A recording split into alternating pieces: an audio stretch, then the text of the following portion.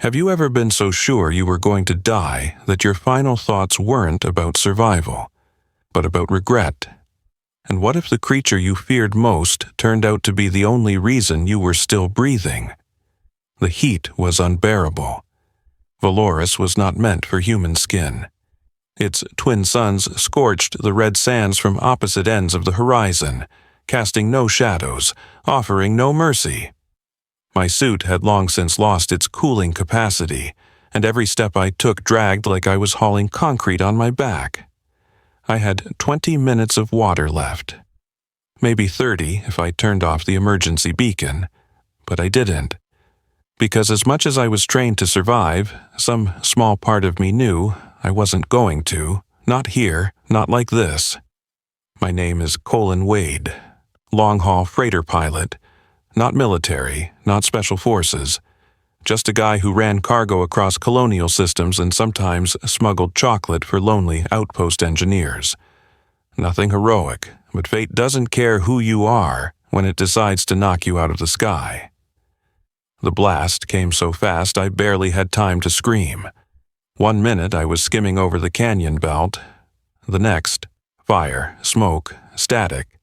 Then sand slamming against my windshield like an angry god had sneezed me into oblivion. I crawled out of the wreckage with a fractured comm, a busted leg, and the realization that the nearest habitable outpost was a 7-day walk away. For a local. I was human. I wouldn't last one. I wandered for hours, maybe longer. Time stopped meaning anything once the second sun hit its peak. I had blisters under my blisters. My vision swam with hallucinations. Shapes moved along the edges of my sight. I hoped they were mirages, because if they weren't, I was already being hunted. And then I saw her. At first, I thought she was a trick of the heat, a shimmer, a mirage shaped like a nightmare, 12 feet tall, green skin that glowed faintly like moonstone, long limbs like carved obsidian, hair black as the void. She was kneeling by my side, her face enormous and unreadable, her golden eyes scanning mine with a calm intensity I didn't know how to interpret.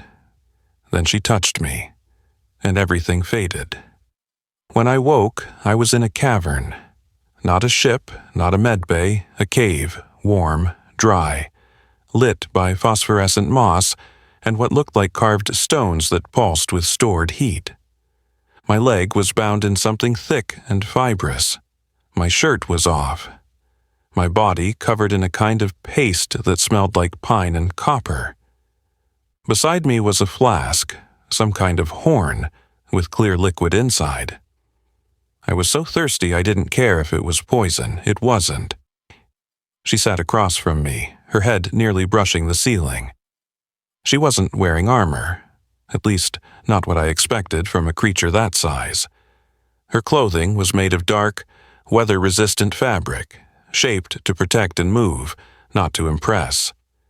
She had weapons, but they were sheathed. Her hands rested on her knees, open, relaxed. She looked at me like one might look at a particularly confused animal, not hostile, not amused, just curious. "Are you going to eat me?" I croaked. Her brow furrowed. "I should be insulted," she said. Her voice was deep, resonant, almost melodic. "But I will forgive your assumption. You're clearly not well." I blinked. "You speak English?" "No," she said.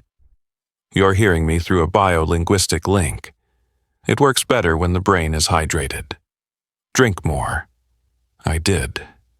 My stomach growled, and she tossed me a strip of something dry and brown. "Meat?" I asked. "Root protein, cooked over flame. You need it." I chewed. It tasted like smoked dirt, but my body didn't care. Every bite was life. "Who are you?" I asked. She paused. "Valana," she said, "Sentinel of the Valley of Wind, exiled."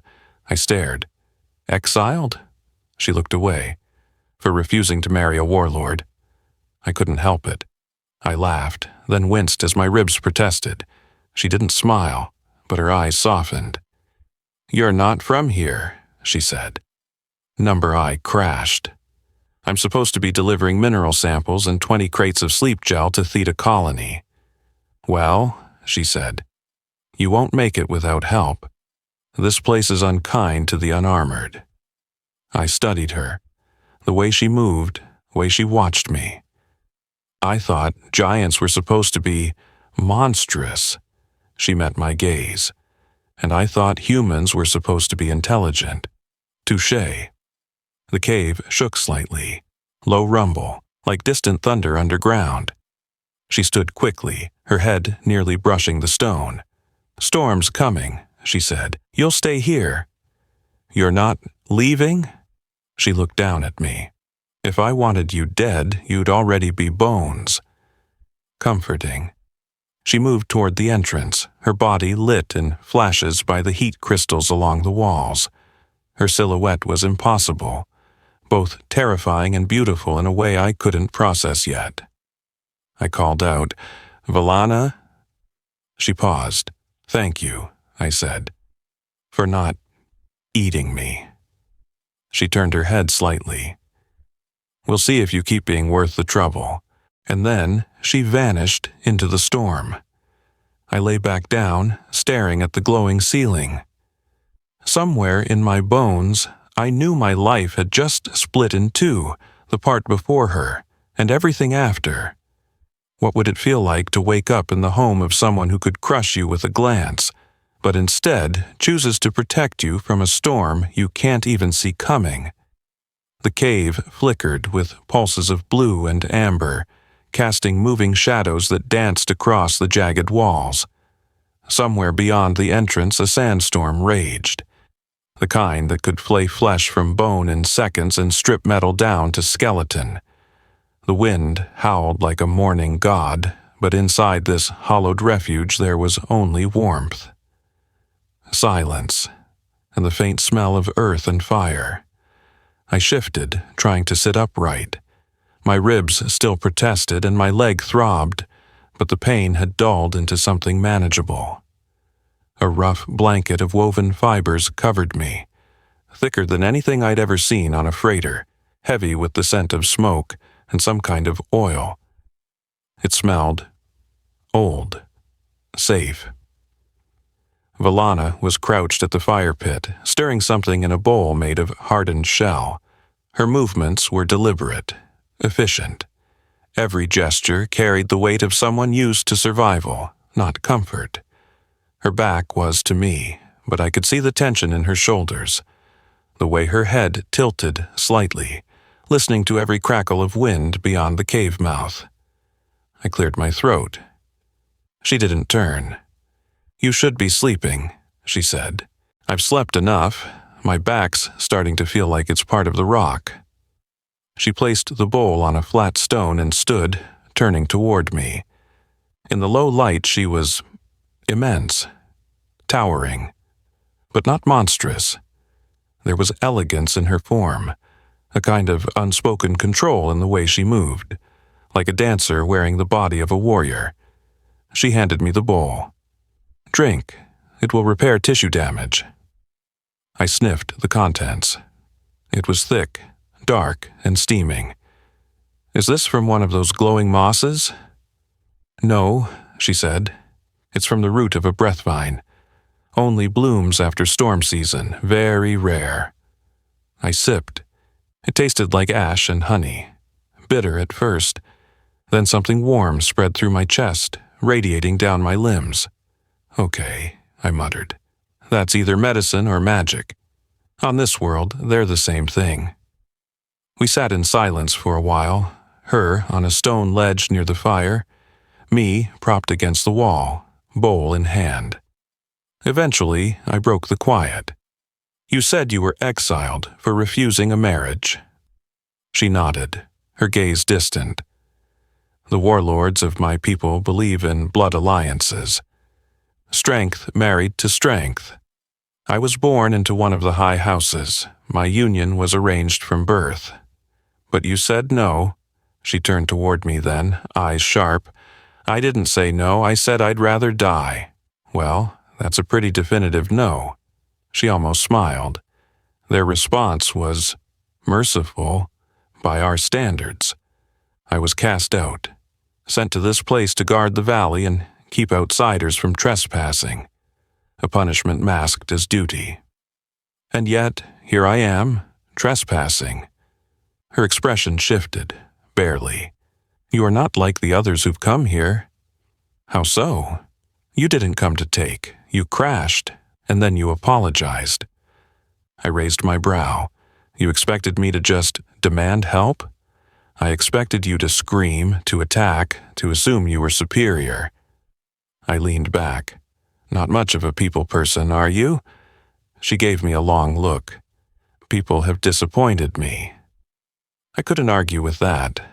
I'd spent half my career watching systems exploit planets like this one. Valoris wasn't supposed to be colonized. It was protected space, officially. But unofficially, it was a gold mine. Rare elements, strategic location. And like every greedy little corporate fleet, we'd convinced ourselves the rules didn't apply if the reward was big enough. I shifted topics. The storm. Is it always like this? Number, this one's longer, angrier. Angrier? The planet remembers? I frowned. That's poetic. She stood again, crossing to the cave mouth. The wind beyond hissed against the shield barrier she'd erected, a flickering field of energy humming just loud enough to drown out her next words. But I didn't need to hear them to understand. This place wasn't just punishing the invaders. It was mourning something. She turned back. I can reinforce the barrier, but not forever. When the storm ends, you must decide where to go. I looked at her. And what if I want to stay? You'd die. That's blunt. It's true. I held her gaze. You don't think I could survive here? She walked toward me, slowly, deliberately, until she stood just feet away. Her presence filled the space. Her shadow engulfed mine. You couldn't, she said. Not yet. Not without me. Silence. Then I asked the question I hadn't let myself say aloud. Why are you helping me, Valana? She tilted her head. You're not screaming. You're not trying to dominate me. You're not lying. I grinned weakly. That's a low bar. She knelt beside me. Also, she said, you remind me of a creature from our children's stories. Small, defiant, always talking, easy to care for and impossible to ignore. I chuckled. Sounds about right. We stayed like that for a while, not talking, just breathing the same air. The storm raged, but inside, it was quiet. Eventually, she stood. I'll keep watch, she said. Rest. Your body needs more healing. I closed my eyes, but not from fatigue, from trust. I didn't know what tomorrow would bring. I didn't know if rescue was coming or if I even wanted it to. But in that moment, wrapped in the heat of a storm shelter and the lingering warmth of a giantess who could have crushed me but chose not to, I felt something I hadn't felt in years. Safe. Have you ever reached for someone not out of fear, not out of need, but simply because you couldn't bear not to? What if that hand was 10 times the size of yours? It was sometime between night and not night when I woke again. Valoris didn't really do nighttime, not the way Earth did.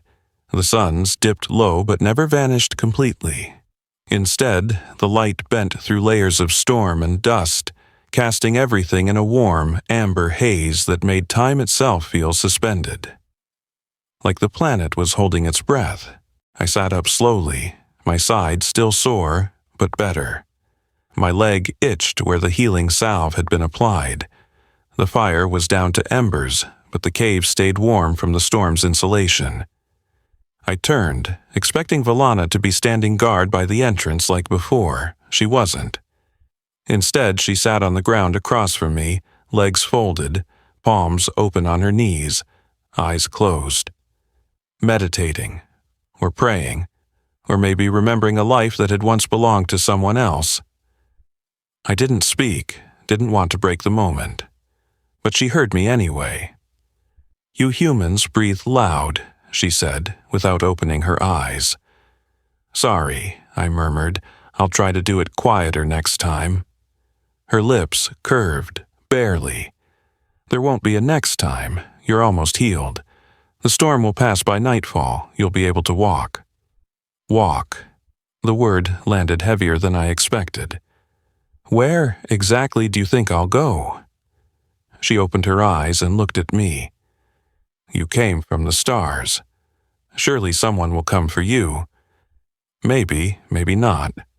We don't always come back for the ones who fall out of the sky." She tilted her head. "Then why do you fly so high?" That question stopped me. I had no answer for it. Instead, I looked at her, really looked, at the soft glow along her collarbone, the way her chest rose with each breath, how her eyes never seemed to settle in one place too long, always watching, always calculating. "Can I ask you something personal?" I said. "You already have. Why do you stay here, Valana? I mean, really, you could have left, found a way off-world, gone somewhere they'd never find you." She didn't answer right away, just reached toward the fire with a long stick and nudged one of the glowing stones. "When I was a child," she said, "my mother used to tell me stories about the breath of the planet, how Valora speaks through storm and wind, how its anger is memory, its heat is grief. She said those who truly listen can hear the land mourn." I waited. "She died in a collapse during my warrior trials. I was 15, buried beneath the same rocks she once said could sing. So I stayed, I listen.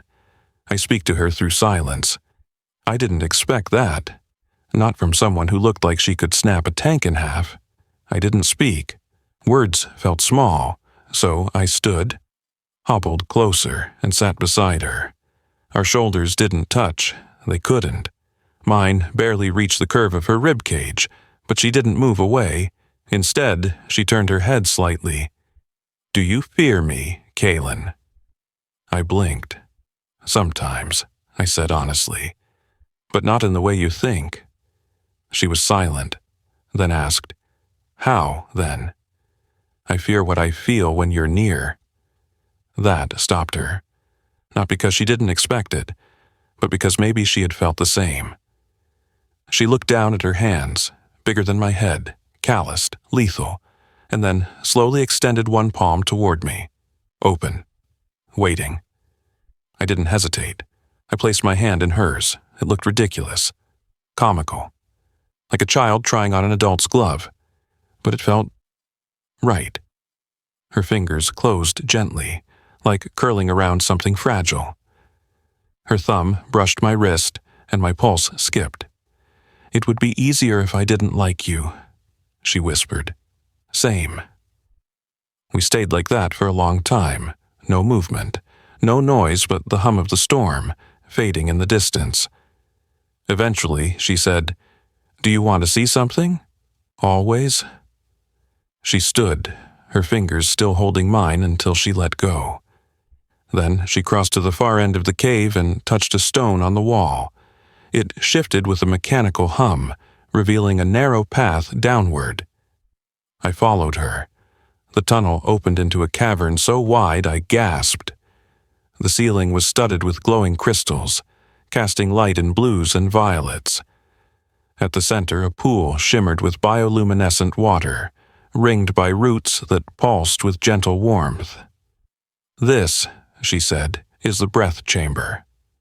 Few ever see it. Fewer survive. Why show me? Because you didn't run, and because you asked." I stepped forward, kneeling by the pool. The water glowed brighter near my fingers. "It knows you," she said. I turned. "What do you mean?" "This planet remembers." I looked back at the water. My reflection shimmered, warped. But next to mine, hers, a giant and a man, a memory forming in real time. We stood side by side beneath a roof of stars, buried in stone. And in that moment I wasn't a lost pilot. She wasn't a cursed sentinel. We were just two souls, stitched together by silence and survival. and something older than both. Have you ever held your breath, not because you were afraid, but because something so fragile was happening, you didn't want even your breathing to disturb it? By the time we returned to the upper cave, the storm had passed. The silence outside was unsettling, not peaceful, hollow, the kind of quiet that follows something loud and violent. I could feel the pressure drop. The air was cooler, cleaner, but charged with something else. Anticipation, change, that strange electricity right before the sky breaks again. Valana checked the perimeter like a soldier still in her outpost, fingers trailing along the cave's shielding stones, recalibrating energy signatures I didn't understand but trusted. She didn't speak as she worked. She didn't need to.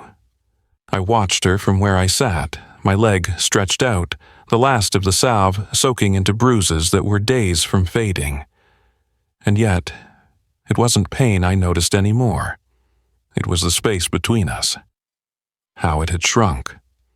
How it had changed. And how dangerous that made everything else.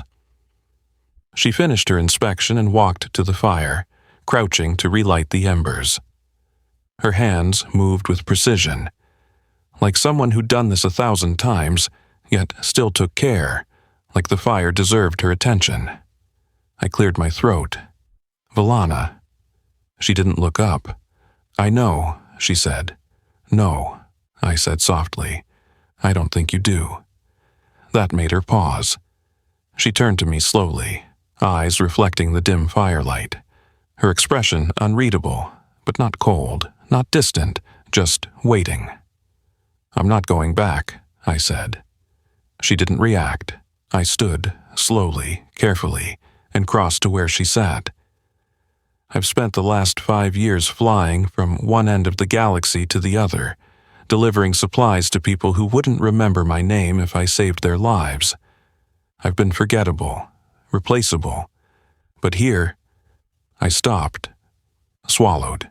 Here, someone saw me, not because I was useful, not because I had something to trade, but because I simply was.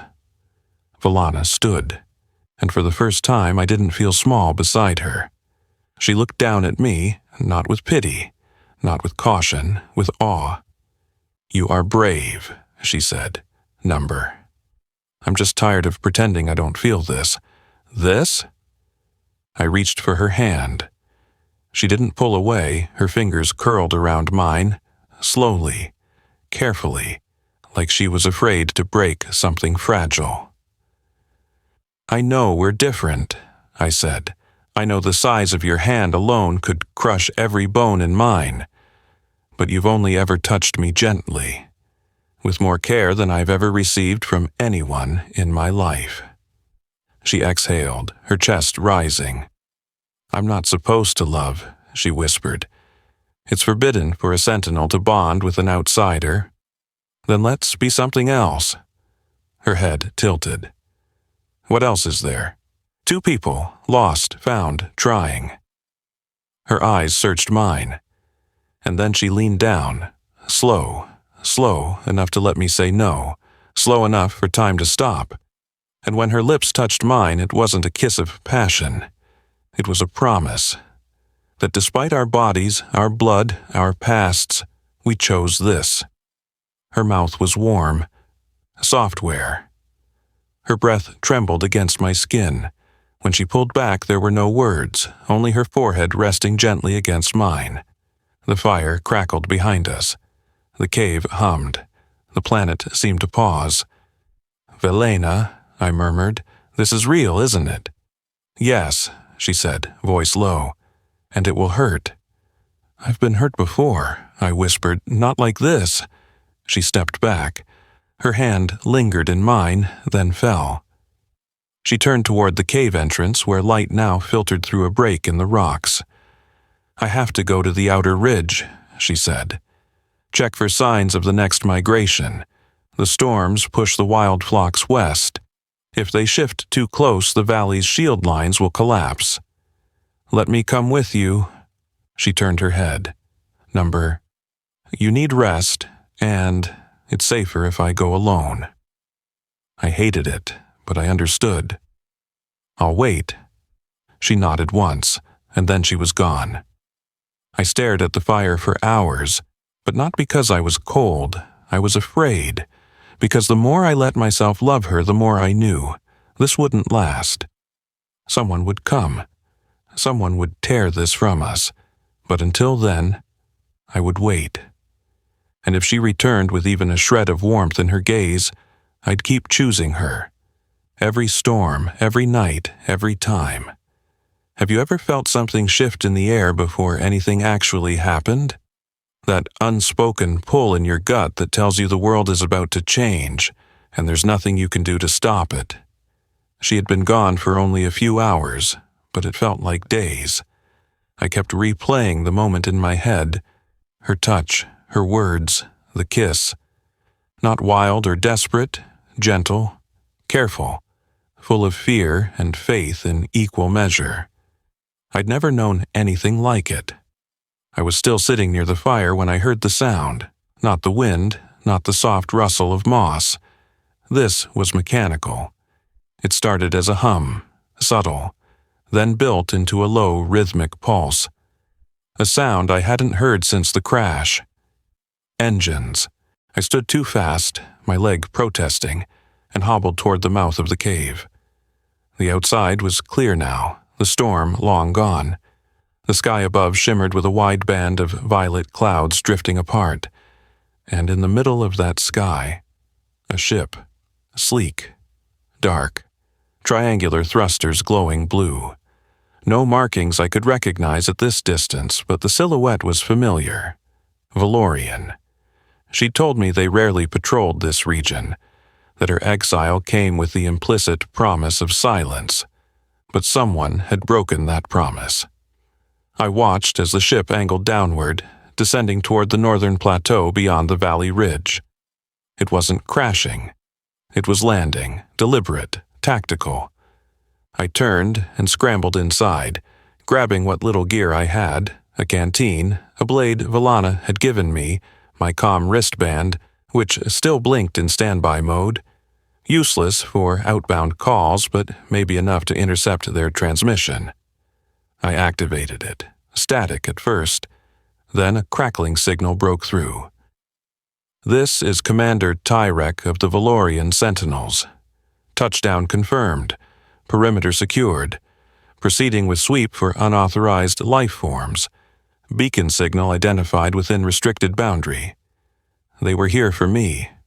Or worse, for her. I moved quickly, out of the cave, into the valley. Every rock felt like a memory now, every ridge familiar. The terrain that once tried to kill me had become a home, and now it was under threat. I limped down the slope, keeping low. The path Valena took was worn into the sand, barely visible, but I'd memorized its shape, its logic.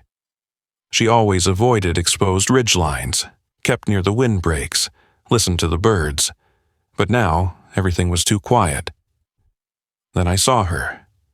She stood halfway up the ridge, body still, facing the landing site in the distance, her back to me, one hand at her hip, the other clenched. I called out, "Valana." She turned instantly, eyes locking onto mine. "They came," she said.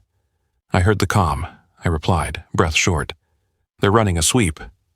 Her jaw tensed. "They're early." "You were expecting them?" "No," she said. But I felt it, like the planet whispered their arrival. "What do we do?" She looked away, toward the ridge. "They'll find us. Maybe not today, maybe not tomorrow, but they will." "Then let's go." She looked at me like I'd grown another head.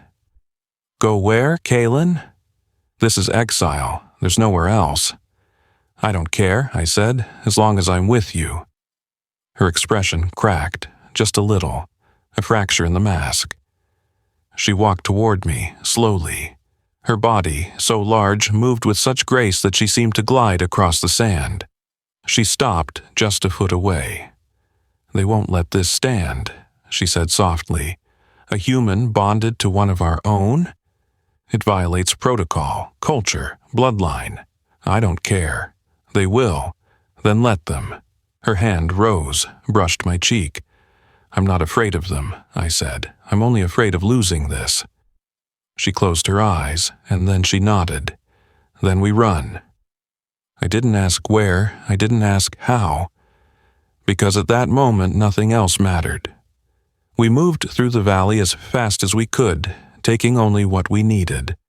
The underground tunnels she'd once shown me weren't just for sacred rituals. They were escape routes. Emergency lines carved generations ago, back when Valorian tribes still waged civil wars among themselves. Valana knew every inch of them. We reached the first fork and paused. She checked the old seals, whispering phrases in her native tongue to reactivate dormant systems. Glowing symbols ignited on the wall, not bright, but enough to see. I looked at her. You were a warrior, a sentinel, a daughter of one of the high houses. Why risk all of that? For me? She turned her head, golden eyes catching the glow of the glyphs. I don't know, she said. Then she smiled. But it feels like the first real choice I've ever made. The air in the tunnel was thick. Not from dust, from meaning. We moved deeper, leaving behind the valley, the cave, the storm, the wreckage of who we had been. Ahead of us lay uncertainty, danger, but also possibility. Have you ever looked at someone and realized the moment you touch them, your entire life started moving in a direction you never expected, and now there's no going back? We traveled underground for 3 days. The tunnels beneath Valoris were older than any map, older than the empire that claimed dominion over her skies. They had been carved not with machinery, but with patience, with stone tools, with sacred chants, with generations of hands that shaped the darkness into passage. Valana walked them with reverence, like a daughter returning to ancestral bones, like the dust itself whispered her name. For me, it was something different. Every step further from the surface was a step away from the stars I had once called home.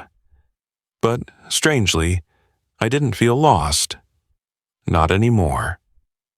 The stars didn't miss me. The sky never called me by name. But she did. On the second night, we rested inside what must have once been a gathering hall. Smooth walls of black granite sloped into a central dome, lit by tiny veins of bioluminescent moss. The floor had old carvings, spirals and wave-like patterns, similar to the markings on Valana's armor. I traced them with my fingers as she knelt by the small fire she had built. Her hands were wrapped in cloth now, scuffed from activating ancient locks and prying loose sealed gates. Even exhausted, she moved like a sentinel, a protector, but her eyes, they softened every time she looked at me.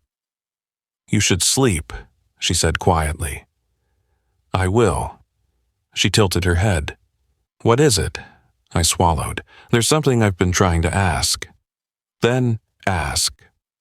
I sat beside her, letting the fire's warmth reach my face. Back when I first crashed, I said, you gave me something to drink. A salve, a tonic, whatever it was. It healed me, fast, too fast.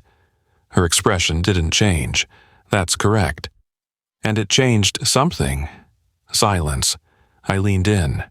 My metabolism is different now. I can feel it. My energy, my body, something's shifting. Still no reply, so I whispered the truth. You knew this might happen. She closed her eyes. It is rare, she said softly, but not unheard of. Your body responded to Valorian regeneration compounds, more than I expected.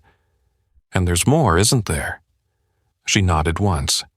You've been tired, nauseous, your heartbeat elevated, your senses sharp.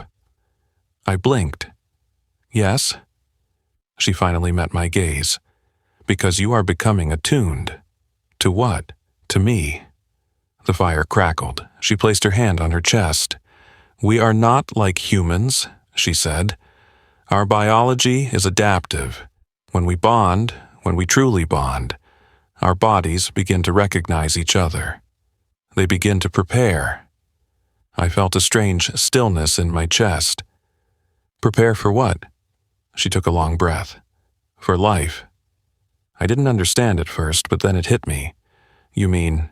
Yes, she said. You are changing because I am changing. Her hand moved to her stomach, and that was when I saw it. A soft glow, subtle, barely visible beneath her skin, but it was there, alive. Valana. I wasn't sure, she said, voice trembling for the first time. This has never happened before, not between species, not between castes, but your body did not reject me, and mine. It welcomed you. I stared, not with fear, not with disbelief, with awe. I reached for her hand. She let me hold it. I don't know what kind of child this will be, she said. What world it will enter, whether it will be hunted or honored. We'll protect it, I whispered. They will come for us. Then let them. She looked at me like I was both foolish and sacred. I don't know what will happen, she said again. You never do when it's worth everything. We sat in silence, fire flickering between us, and something ancient blooming in our blood. Not just a child, a future, one neither of us had imagined. One forged in exile, carved through storms, whispered into being by a planet that had seen too much silence. She leaned into me, and for the first time since falling out of the sky, I knew exactly where I was meant to be. What happens when you run as far as you can go, only to find the world was waiting for you at the end of the path? We didn't plan to stop, but some things aren't meant to be outrun. It started with a tremor, a low vibration humming through the floor of the old growth tunnels. Valana froze mid-step. Her hand shot out, steadying me against the moss-lined wall. Her eyes narrowed, ears shifting, listening, not just with hearing, but with memory. Drive spike signature, she whispered. A ship, large, low orbit. I didn't have to ask how she knew.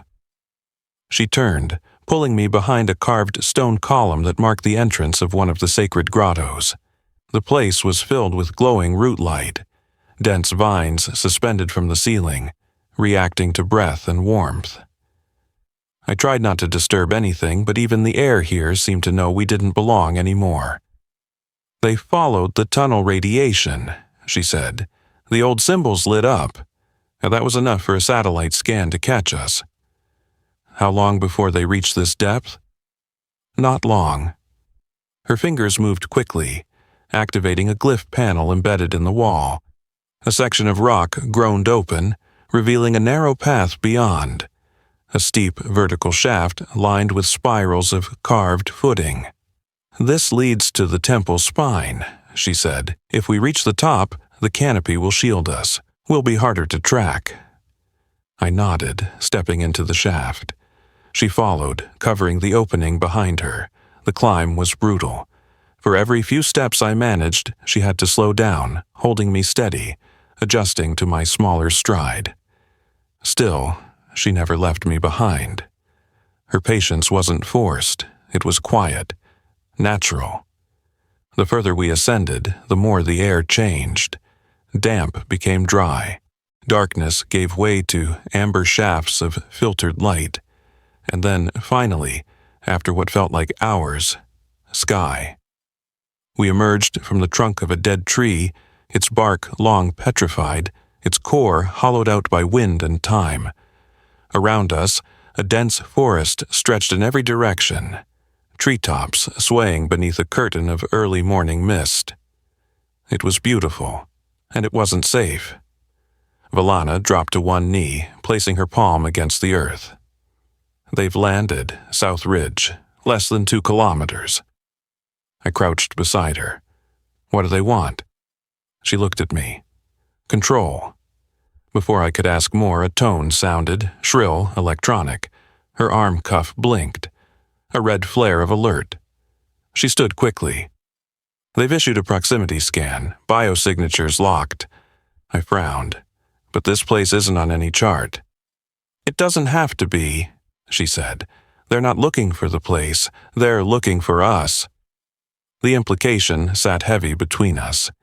They weren't coming for a fugitive, they were coming for a traitor and her impossible bond.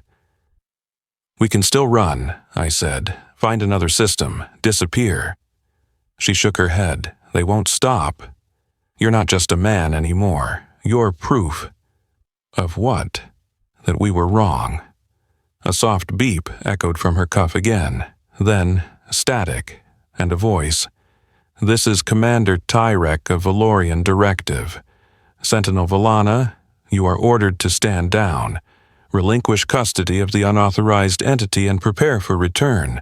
Your caste status is revoked. Your name is stricken. You are now blade exiled.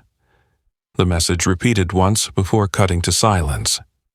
Valana closed her eyes, a name stripped from her people's registry. She was no longer Valana of the Wind Valley. She was no one.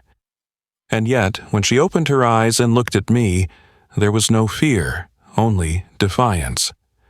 I'm still me, she said. They don't get to rewrite that. She touched her stomach where the faint pulse of new life still glowed beneath her skin. They don't get to rewrite this either. I reached for her hand. Her fingers closed around mine, and together we walked forward, not because we were fearless, but because some things are too sacred to leave behind. They came at dawn, no fanfare, no warning shots. Just a fleet of black-winged crafts rising like vultures over the mist-covered canopy. Engines whispering death beneath their sleek frames. The sun hadn't even touched the treetops when the first light fell across the forest floor, cutting through shadows like a blade. Valana stood at the edge of the rise, cloak wrapped around her shoulders, her golden eyes reflecting that cold blue light. Beside her, I tightened the straps on the makeshift gear we had scavenged. Nothing special, just enough to say we had not surrendered. My heart thudded in my chest, not from fear, but from something older, something deeper. The certainty that no matter what happened next, we had already chosen our side. She looked at me once, quietly, her expression unreadable. Then she placed my hand on her belly. It pulsed, still, steady, alive. This is what they fear, she said. Not the child, not us, but the possibility that we were never wrong. I didn't speak, because she was right. The air filled with the low hum of approach. A dozen armored figures dropped from the ships above, descending like shadows made flesh. Their armor bore the seal of the High Directive, Valorian elite enforcers, their faces hidden behind mirrored helmets, their weapons humming with restraint fields and kinetic pulse cannons. We did not run, we stood, together. The lead figure stepped forward, armor glinting under the rising sun. His voice came through a vocalizer, mechanical and cold. By decree of the High Table, Sentinel Valena is to be taken into custody. The human male is classified as contaminant. The offspring is to be transferred to biological quarantine. Valena stepped in front of me. Her voice, when she spoke, was low, measured. No threat, no flourish, just truth. The commander's visor shifted, scanning us both. You defy the directive. I defy silence. I stepped beside her, raising the blade she had given me in the caves. It wasn't much, but it was enough to make the enforcers pause. The commander lifted his weapon slowly, then stopped, because something unexpected was happening. The trees began to glow. Not fire, not technology. The roots of the forest, the breath vines Valana once spoke of, they pulsed. Slowly, then faster. Light moving through the earth itself. A response. The planet remembered her. Not as an exile, as a daughter. One of the soldiers took a step back. Another dropped his rifle slightly, looking at the roots beneath his boots as if realizing for the first time the ground was watching. Valana raised her hand, palm open. "Valoris does not accept your judgment," she said, "and neither do I." A wind kicked up, not from the ships, but from the valley itself. The leaves spun in spirals, the air charged with something ancient and aware. The commander hesitated. For the first time, he did not issue a command.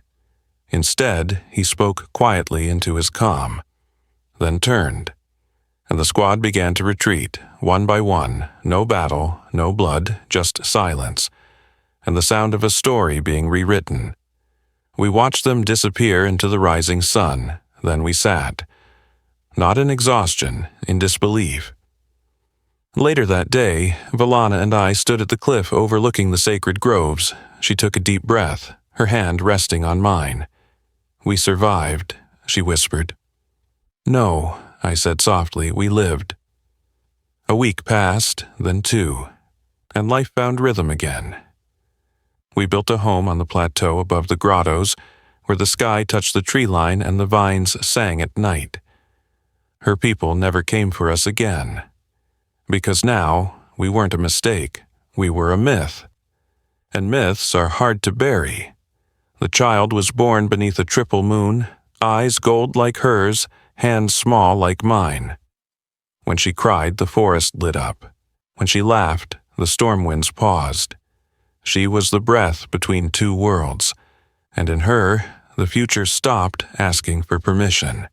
So if you're out there, if you've ever felt like the thing you love is too impossible to exist, too strange to survive, too forbidden to name, listen closely. Some stories were never meant to be accepted. They were meant to be felt. We were never supposed to happen. But here we are, a man who fell from the sky, a woman built like the stars, and a child born where legend begins. If that moved you, let it sit with you. Let it bloom. And if you feel brave, tell us. Share what part of this you carry. We're listening.